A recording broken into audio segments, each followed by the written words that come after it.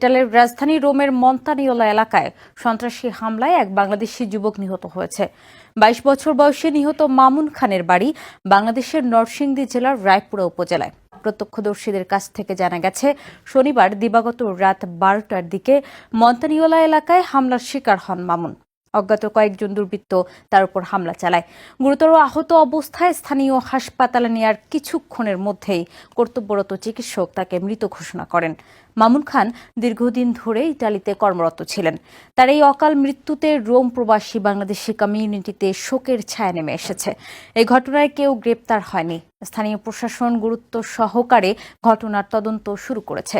দ্রুত এই ঘটনার সুষ্ঠু তদন্ত ও সন্ত্রাসীদের গ্রেপ্তারের দাবি জানিয়েছে প্রবাসী বাংলাদেশিরা।